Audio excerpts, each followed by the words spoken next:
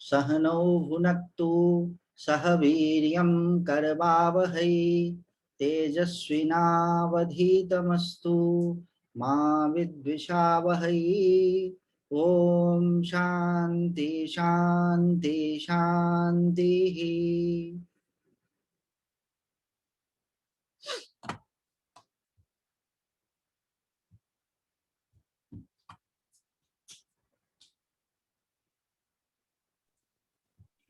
नमस्कार आनंद जी। नमस्कारम नमस्कारम, कैसे हैं?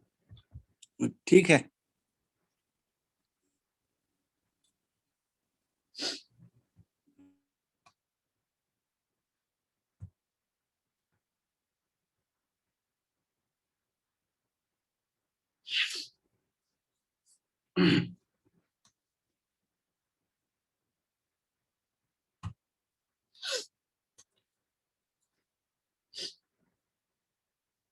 तो हम लोग संस्कृत पढ़ते पढ़ते स्वर संधि और व्यंजन संधि पढ़ लिए हैं। अब हम लोग आए हैं विसर्ग संधि में। और विसर्ग संधि में हम लोगों ने क्या पढ़ा है कि विसर्ग जो होता है, ये जो दो बिंदी वाला चीज है विसर्ग, वह हमेशा किसी न किसी स्वर के बाद होता है और उसके बाद में स्वर या व्यंजन कुछ भी हो सकते हैं। ये विसर्ग है।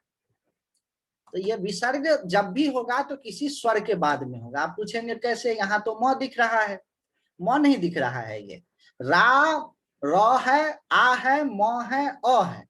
इस अ के बाद में विसर्ग है और उसके बाद में आ गच्छति है। तो ये आ क्या है? स्वर है। यहां भी स्वर अ के बाद में ग है। ग क्या है? व्यंजन है। तो विसर्ग क्या होगा? उसके विसर्ग के पहले स्वर ही होगा। कभी भी हाफ व्यंजन के बाद में आप विसर्ग नहीं देखे होंगे। हमेशा स्वर होगा, उसके बाद में विसर्ग होगा और उसके बाद में स्वर या व्यंजन होगा। विसर्ग स्वयं तो बीच में रहता है, उसके आगे स्वर और बाद में स्वर या व्यंजन कुछ भी हो सकता है। इसी आगे पीछे के आधार पर विसर्गों में परिवर्तन होता है। विसर्ग संधि बहुत छोटा है लेकिन बहुत क्रिटिकल है। इसको समझना बहुत जरूरी है और बहुत व्यवहार में होता है। अब देखिए, इसके बाद हम लोगों ने क्या पढ़ा? विसर्ग संधि को पहले क्या क्या आएगा, जिस तरह से हम लोगों ने स्वर संधि में किया था कि पहले क्या आएगा, बाद में क्या आएगा, बीच में क्या आएगा, उसके हिसाब से स्वर संधियां होती है। व्यंजन संधियों में भी उसी तरह किया था। उसी तरह विसर्ग संधि में भी हम लोगों ने पहले आने वाले चीजों का 3 ग्रुप बना लिया और बाद में आने वाले चीजों का 4 ग्रुप बना लिया। ठीक, पहले आने वाले चीजों का 3 ग्रुप कौन कौन बनाया? तो अ के बाद में, आ के बाद में और बाकी अन्य सभी स्वरों के बाद में। ई उ री री, ये हो गया एक ग्रुप, मतलब 3 ग्रुप। और बाद में अ, बाकी से स्वर, मृदु या कर्कश। मृदु कर्कश को हमेशा याद रखना। अब देखिए विसर्गों में क्या क्या क्रियाएं होती है। तो सबसे ज्यादा जो उपयोग होता है वो क्या था? अ, और अ के बाद में मृदु आए तो उ हो जाता है। अब इसको हम आपको समझाते हैं।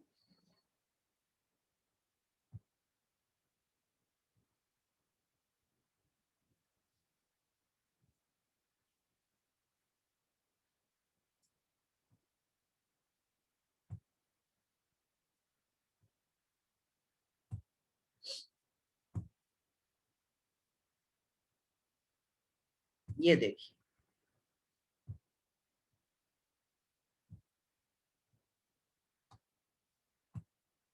पहले अ हो, बाद में विसर्ग हो और उसके बाद में आकार हो, चाहे मृदु व्यंजन। मृदु व्यंजन कौन कौन से होते हैं? तो मुलायम। मृदु मतलब मुलायम।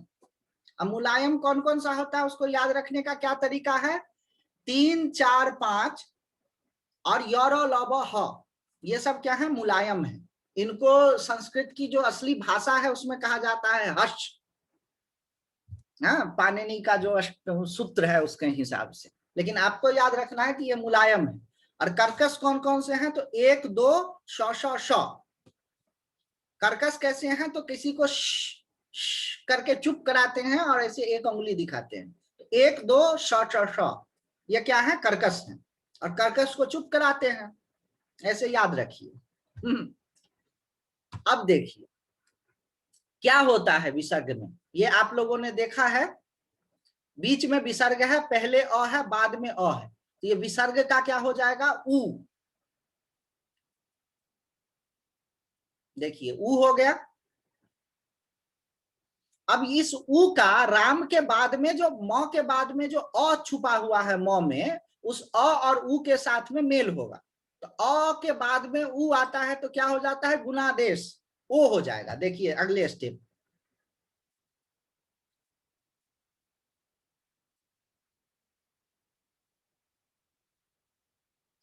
राम जोड़ उ, ओ हो गया।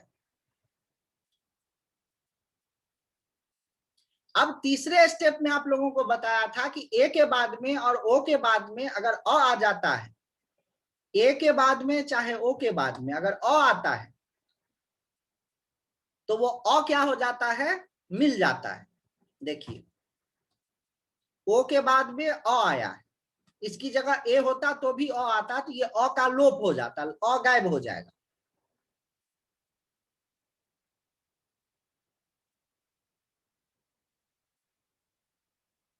रामोपी, रामोपी का क्या मतलब होता है, राम अपी, राम भी। जैसे है ना एक शेक्सपियर का प्ले है एक्ट ऑफ ब्रूटस, ब्रूटस तुम भी, तो उसको कहेंगे ब्रूटस अपी। अब देखिए बालः गच्छति,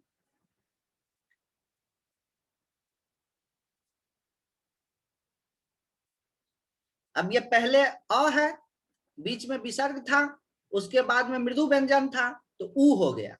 अब इस उ का अ के साथ में ल के बाद में जो अ है उसके साथ में मेल होगा, बालो गच्छति।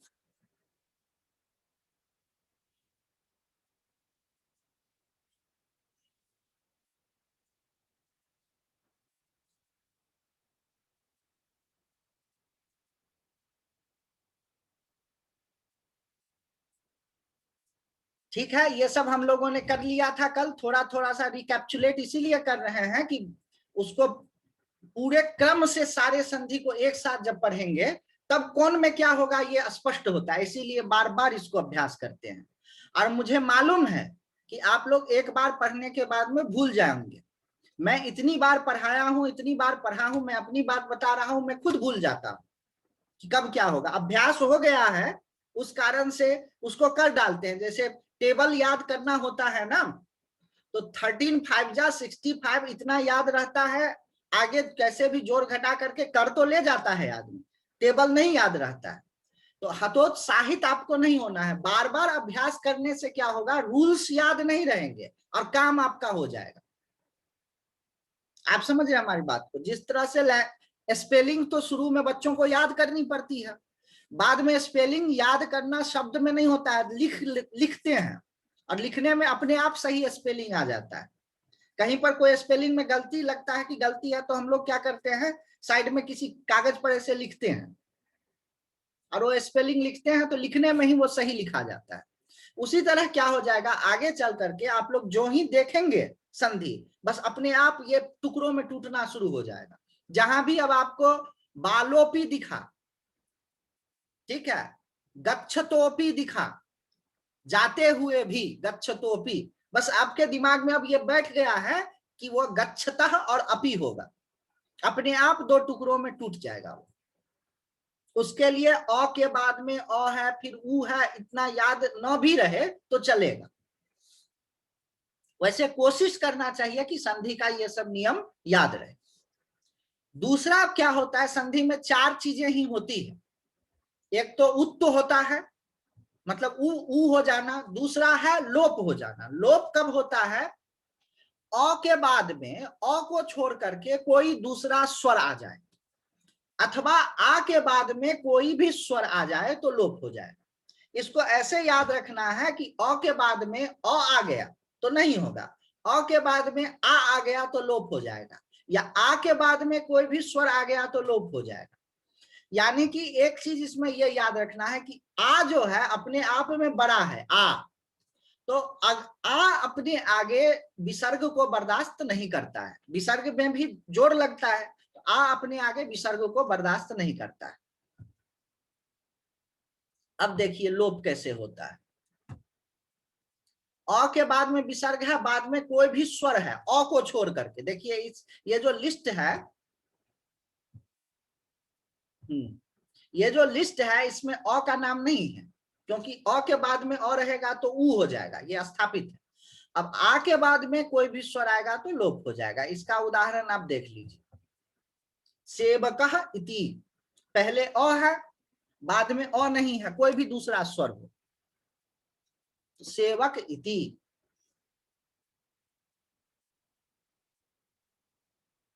लोप हो गया। लोप का मतलब गायब हो जाना, लुग लोपः। अब यह है बालाह अत्र,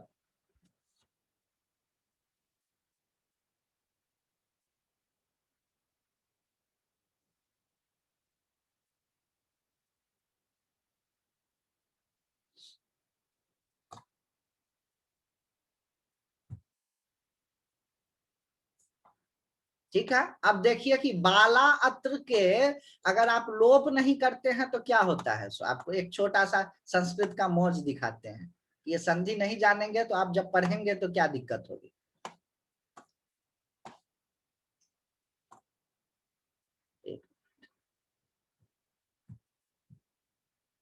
ये जो बाला शब्द है, आप लोग कभी तो कभी इतना संस्कृत का ये है तो एक तो चीज याद होगा, देवः देवौ देवाः, रामम रामौ राम, इस तरह से देवाः। ये बाला जो शब्द है ना, ये स्त्रीलिंग है, केवल बाला होगा तो। अब जो बालाह है ये पुल्लिंग में बहुवचन का है। ये सब अब परसों से पढ़ाना शुरू करेंगे कि कैसे मीनिंग पता करना है। ये बालाह जो है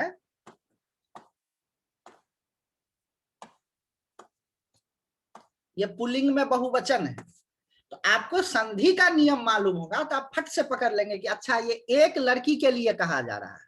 बाला का मतलब एक लड़की, बच्ची। अब बालाह का मतलब बहुत सारे बालक, पुल्लिंग में। ये पहला वाला एक वचन है, ये दूसरा वाला जो है बहुवचन। तो ये जो है संधि के नियम से आपको पता चलेगा। तो आदित्य जी इसके अंदर ये बालाह अत्र, तो बहुत सारे बालक यहाँ हैं।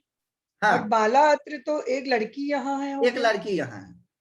चेंज ही हो गया एकदम ही सब कुछ, एकदम पूरा चेंज हो गया। सेंटेंस फॉर्मेशन में भी चेंज हो सकता है फिर हाँ, तो। सेंटेंस फॉर्म जैसे बाला गच्छति, एक लड़की जाती है। अब बालाह गच्छन्ति, ठीक है। अब बालाह गच्छन्ति का संधि होकर के क्या हो जाएगा, बाला लड़कियां जाती हैं, बाला गच्छति, गच्छन्ति। हाँ। अब आपको देखना है कि बाला गच्छन्ति अगर लिखा हुआ है तो क्या हो रहा है, ज्यादा लड़कियां जा रही हैं। गच्छन्ति से पता चल रहा है कि बहुत सारी लड़कियां, तो इसका मतलब ये बाला क्या है, ये बाला नहीं है, ये बालाह है। ठीक है, समझ गए बात को। अब बाला अच्छा। गच्छति लिखा हुआ है, इसका मतलब क्या है कि गच्छति तो एक वचन के लिए है, तो ये बाला भी एक वचन के लिए है, तो ये जो बाला ही है इसमें संधि नहीं हुआ है। ठीक है। ये इसीलिए क्या होता है ना, आजकल जो संस्कृत पढ़ते हैं बिना संधि के संस्कृत पढ़ते हैं, बोलते हैं कि वो रटा दो रटा दो रटा दो, उससे कुछ भी नहीं होता है। संधि में थोड़ा सा मेहनत तो पड़ता है, लेकिन उसके बाद मतलब वो शास्त्र अपने आप को ना खोलना शुरू कर देता है। अच्छा एक बात बताइए, हाँ। जैसे ऊपर लिखा हुआ है लोप संधि ही, अगर हम इसमें लोप संधि ही जमा अत्र कर दें हाँ, तो क्या बन जाएगा?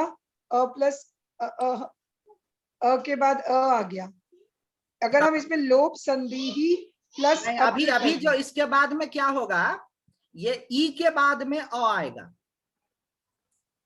हाँ ई के बाद में अ आएगा, हाँ, और ई के बाद में अ आने पर क्या होता है ये अभी नहीं बताया है। अच्छा अच्छा, ठीक है, ओके, समझ आ गया। अभी हम लोग केवल दो चीज सीखे हैं, अ या आ के बाद में कोई भी दूसरा स्वर आए तो लोप होता है, एक मामले को छोड़कर, ठीक है, कि अ के बाद में अगर अ आ जाए तो ऊ हो जाता है। हम लोगों ने 3 वर्गीकरण किया था कि पहले क्या क्या होगा, पहले या तो अ होगा, नहीं तो आ होगा, नहीं तो शेष स्वर होगा। हम लोगों ने अ वाला पढ़ लिया है कि पहले अ होगा तो क्या होगा, दूसरा में भी आ वाला भी पढ़ लिया है कि क्या होगा। अब हम लोग पढ़ेंगे तीसरा वाला, कि अन्य स्वरों के बाद में अगर संधि होगा तो क्या होगा। एक बार फिर से बता दीजिए, अगर अ के बाद में अ होगा तो क्या होगा, और आ अ के होगा बाद तो में क्या? अ होगा तो ऊ हो जाएगा। ठीक है, देखिए, एग्जाम। अ के बाद में अ होगा या मृदु स्वर होगा, मृदु व्यंजन होगा तो ऊ हो जाएगा, और अ या आ के बाद में बाकी कोई भी स्वर होगा तो लोप हो जाएगा। अ या आ के बाद विसर्ग में का लोप, विसर्ग का लोप हो जाएगा, विसर्ग का लोप हो जाएगा। और विसर्ग ही ऊ बन जाएगा। विसर्ग, हाँ, विसर्ग ही ऊ बनता है। जिस मामले में ऊ बनता है उस मामले में लोप नहीं होता है, जिस मामले में लोप होता है उस मामले में विसर्ग नहीं होता है। ठीक है,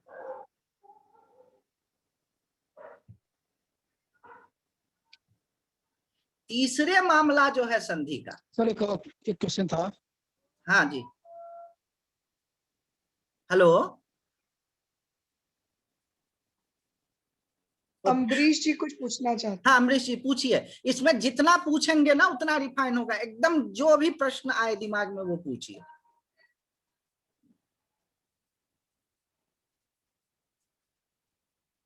चलिए, लिख करके पूछ लीजिएगा। सर मेरा आवाज आ रहा है ना? हेलो, हाँ सर, हाँ पूछिए। मैं एक क्वेश्चन कर रहा था। हाँ मेरे जी जी जी सर, मेरा एक क्वेश्चन ये था कि बाला गच्छन्ति, हम्म इसमें संधि लगाने की क्या क्या जरूरत होता है ना, जहाँ पे संधि तो वहां मिल के तीसरा शब्द बनते हैं, मतलब कि थोड़ा चेंज हो जाए, लेकिन बाला गच्छ चाहिए ना, आपस में इनको ज्वाइन करने की क्या जरूरत है?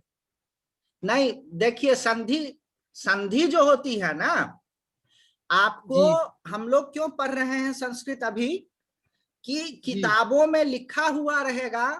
हम लोग रामचरित, जी हम लोग वाल्मीकि रामायण पढ़ सके, हम लोग महाभारत पढ़ सके, हम लोग विवेक चूड़ामणि पढ़ सके, हम लोग विज्ञान जी भैरव पढ़ सके, तो वहां पर जी। संधि करके लिखा हुआ होगा आपको। मतलब कि सर पूरा पूरा वाक्य एक शब्द में लिखा जाता है? हाँ, अच्छा, कोई जरूरी नहीं। कितना? देखिए संधि 3, वो हम बताएंगे आपको। जी जब जी जी दो, अभी वो बताया नहीं है, दो शब्दों के टुकड़े जब जुड़ते हैं तो जी संधि करना जरूरी होता है। जी जी जी। जैसे आपने विद्यालय शब्द बोला, तो विद्यालय हाँ शब्द का एक अलग मतलब होता है, स्कूल जी या जी विद्या का आलय जी है। किसी जी। विद्वान के रहने की जगह को ही विद्यालय नहीं कहते हैं। विद्यालय शब्द जो है एक उसका स्पेसिफिक मतलब होता है, स्कूल। मतलब जी हाँ जी तो आप जहां पर 4 किताबें रखी हो तो कहेंगे किताबें भी तो विद्या है, तो इसी को विद्यालय बोलेंगे नहीं चलेगा। तो उन जगहों पे जहां पर कि दो शब्दों को जोड़ने से ही अर्थ निकलता है, वहां पर संधि करनी ही पड़ती है। ठीक है, जी अन्य जगहों पर वाक्यों के बीच जब वाक्य में अलग अलग शब्द लिखे जाते हैं तो वो लेखक की विवक्षा पर, संस्कृत में सा विवेक्षाम अपेक्षते ऐसे बोलते हैं, कि इच्छा लेखक को। की जी जी विवेक्षा पर निर्भर करता है कि वो संधि करे कि न करे। विवक्षा मतलब जी उसकी जी। इच्छा। तो आपको क्या ओके होगा कि जब किताबों को आप देखेंगे तो आपको इस तरह से मिलेगा अब होगा क्या, ये सब जब आप देख लेंगे एक एक बार तो भले ही याद ना रहे, लेकिन जहां पर आपको ऊ दिखेगा आप समझ जाएंगे कि अच्छा यहाँ पर कुछ न कुछ संधि का मामला है। सही तो समझ रहे बात? एक सर आपने सर बंगला पढ़ा है, मैं मतलब हाँ, बंगला बंगला पढ़ा है। नहीं पढ़ा हूँ, तो ये मेरा क्वेश्चन है कि क्या संस्कृत के अलावा किसी और भाषा में भी वाक्य को एक शब्द के रूप में लिखने की कला है क्या, या केवल संस्कृत में ही केवल ऐसा है कि पूरे वाक्य को एक शब्द में लिखने की कला हो? नहीं, ये संस्कृत में है, अन्य में क्यों नहीं है क्यों? उसका कारण मैं बताता हूँ। राम आम खाता है, वो सब पढ़ाएंगे, मैं स्लाइड बना के रखा हूं। राम आम जी। खाता है, या राम रावण को मारता है। अच्छा, राम लक्ष्मण को या राम कुंभकर्ण को मारते हैं, ठीक है। यहां पर कर्ता कौन है? राम, और रावण क्या है? कर्म, ठीक है ना, सब्जेक्ट ऑब्जेक्ट। कर्म हो गया। रावण कौन है? कर्म। जी और जी। कुंभकर्ण कौन है दूसरे वाक्य में? कर्म। राम रावण को मारते हैं, राम कुंभकर्ण को मारते हैं। दोनों ही वाक्यों में कर्म जो है रावण और कुंभकर्ण, उसके साथ में को लगा देने से वो कर्म बन जाता है।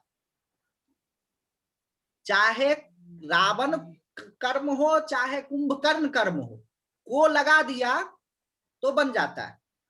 यानी कि कारक का चिन्ह फिक्स है, वो लगा दिया जाता है। वो सब हम आपको सिखाएंगे।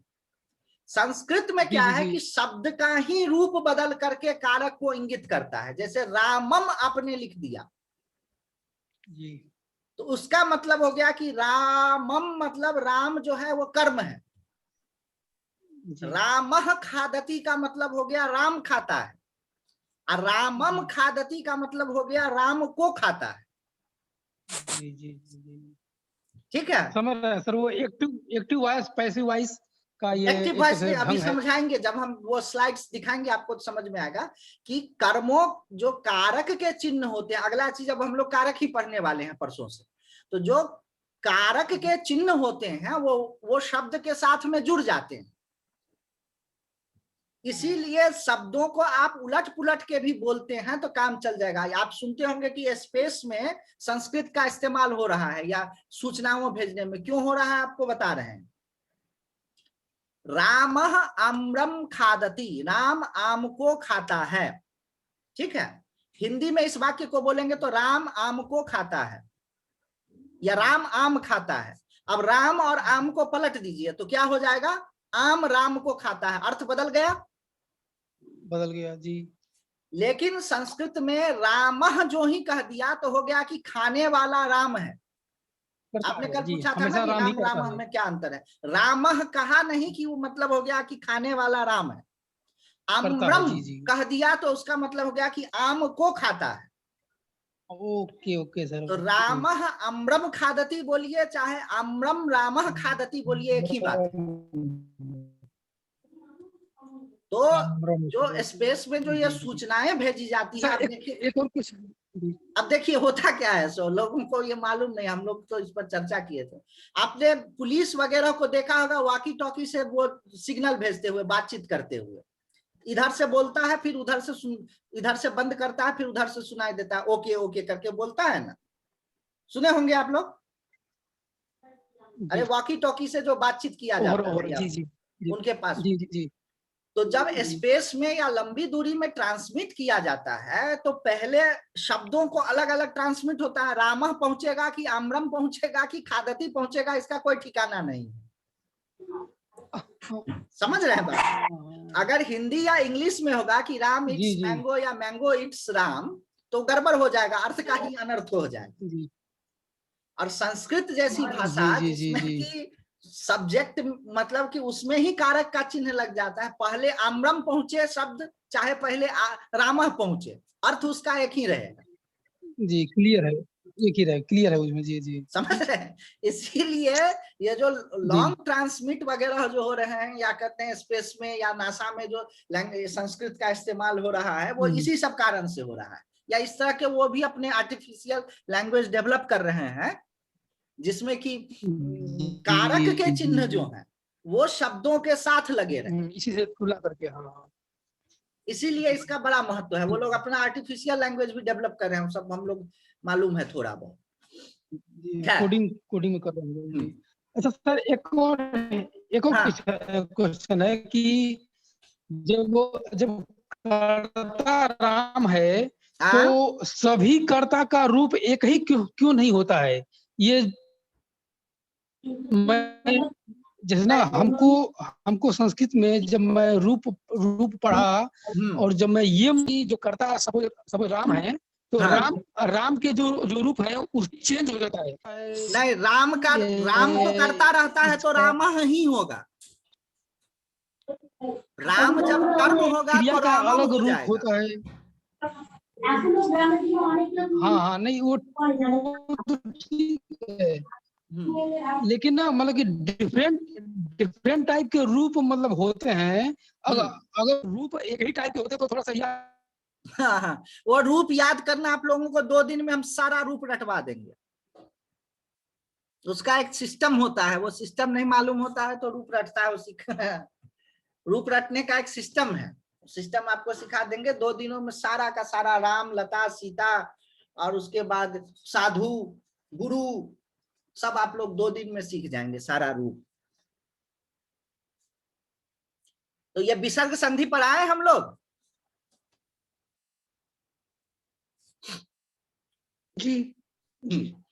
अब देखिए, अब तीसरा संधि जो होता है विसर्ग संधि, उसमें क्या होता है कि अ और आ का हम लोगों ने निवृत्ति कर लिया, बाकी शेष स्वर हो, उसके बाद में कोई स्वर हो अथवा मृदु व्यंजन हो तो वो र में बदल जाता है।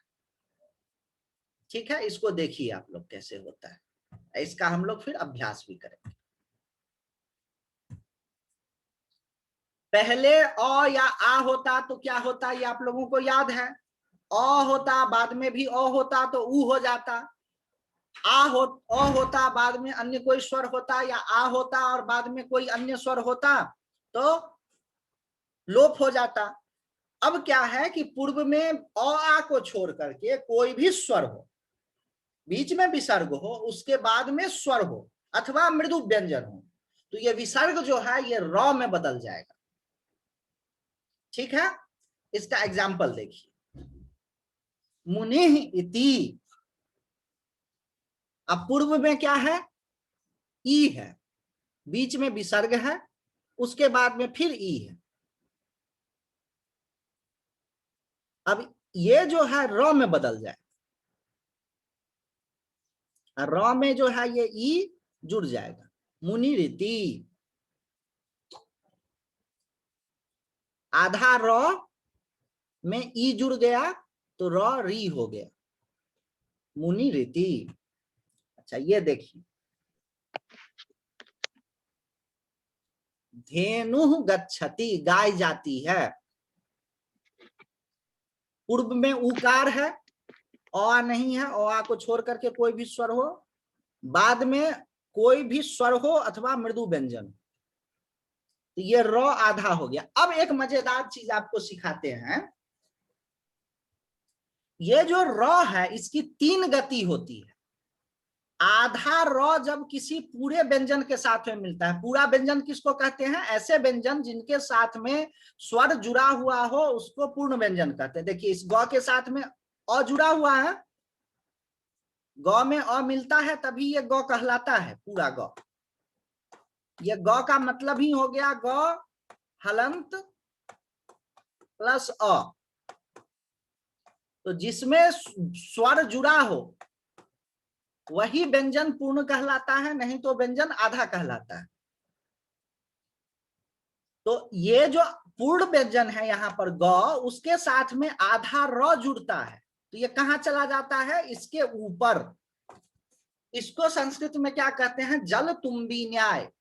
जैसे आधा कटा हुआ, याद रखने के लिए आप लोग को बता रहा हूं, आधा कटा हुआ कद्दू हाँ हल्का होता है, पानी में डालने से वो ऊपर चला जाता है, उसी तरह से आधा कटा हुआ र जो है ये ऊपर चला जाता है, और जो पूरा र होता है वह नीचे चला जाता है। जैसे देखिए एक शब्द है क्रम,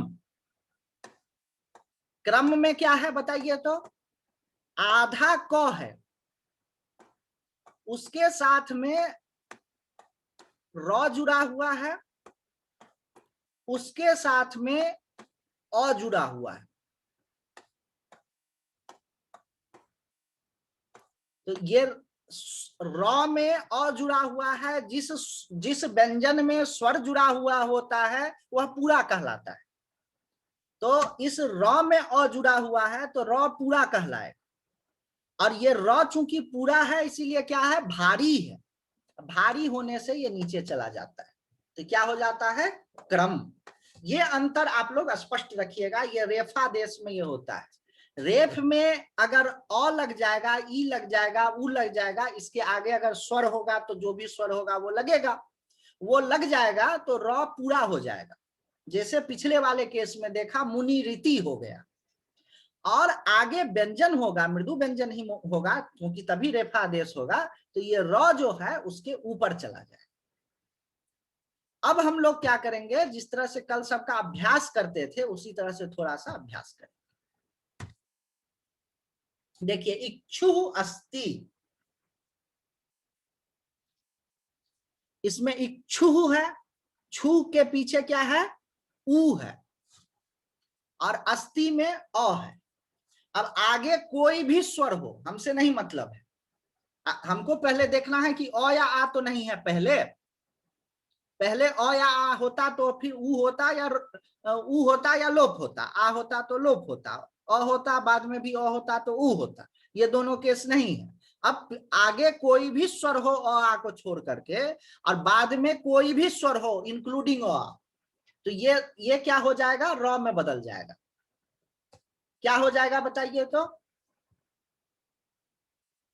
इसमें यहां पर र आ गया, फर्स्ट वाला इक्षु रस्ती। हाँ ये र आ गया, र आधा आया, र में अ जुड़ गया, र पूरा हो गया, इक्षु रस्ती। अब देखिए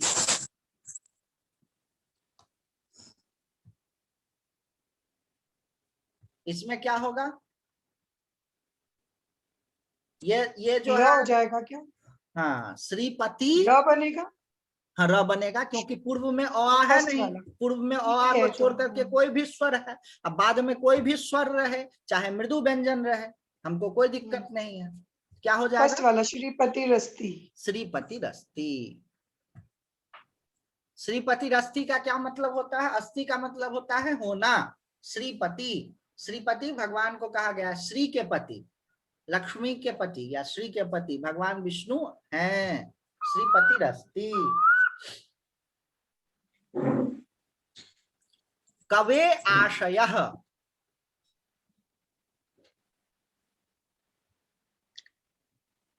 ए है और उसके बाद विसर्ग के बाद आ है, हाँ तो स्वर तो है ही बाद में।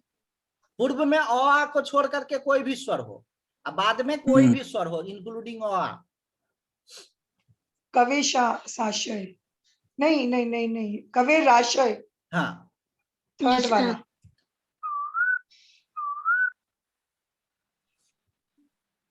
मुनेह शब्द का क्या मतलब होता है, मुनि शब्द का षष्ठी में होता है मुनेह, मुनेह का मतलब होता है मुनि का, मुनेह आश्रमः, मुनि का आश्रम। देखिए सेकेंड वाला मुनेराश्रम, मुनेह आश्रमः,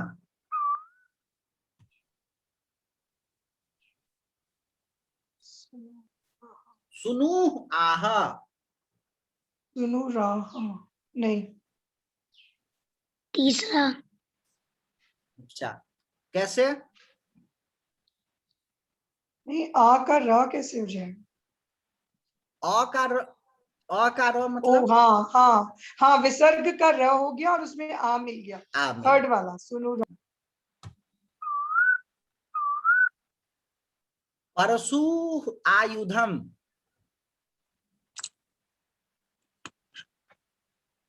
फोर्थ परशुरायुधम।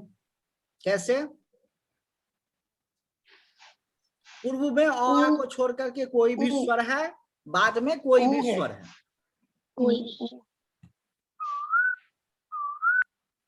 पानी अयम, हाथ को कहते हैं पानी, और उसको ऐसे दिखा करके कहा पानी अयम, यह मेरा हाथ है।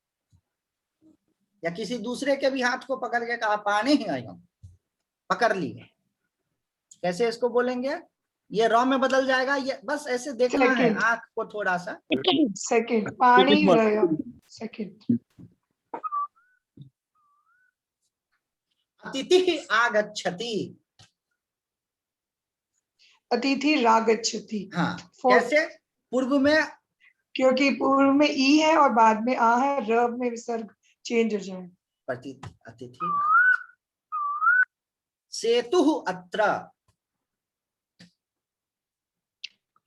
सेकंड सेतु रत्र। हाँ, पूर्व में आ को छोड़ करके कोई भी स्वर है और बाद में कोई भी स्वर है। सेतु रत्र। कपिः आरोहति।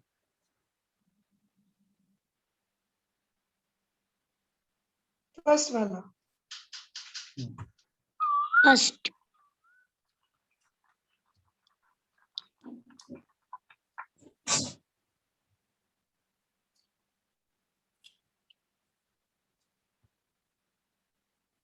अच्छा, थोड़ा सा स्पिल्टिंग का अभ्यास कीजिए, तो इसमें स्पिल्टिंग का भी अभ्यास ठीक है। अब देखिए, संधि को जब तोड़ा जाएगा तो क्या होगा? आंख को केवल अभ्यास होना चाहिए बस, और कुछ करना नहीं है ज्यादा। ये जो हिस्सा है, ये र, इसको आप उठा करके यहां पर ले आएंगे। ठीक है? कौन सा होगा? Second one. Second one. ये जो रॉकार है, इसको बस उसमें बदल देना। वेणु हुआ, वही चीज हो रहा है। इसको हटा। सेकंड वाला। अग्नेह सेकंड जन्यः। वाला। अब देखिए, संधि का ना, संधि करना कठिन है, तोड़ना आसान है। आप लोगों को इसमें दोनों जगह विसर्ग आएंगे, अग्नेह जन्यः। हाँ, जन्यः के बाद तो ये विसर्ग है ही, ये तो विसर्ग रहेगा ही। संधि तो यहाँ पर हो रही है ना, इस जगह पे। ओके, तो इसका मतलब ये वाली संधि सबसे ज्यादा यूज होती होगी। सबसे ज्यादा यूज वाली। होती है ये विसर्ग हाँ, संधि क्योंकि ही सबसे काफी ज्यादा बार- यूज होती है।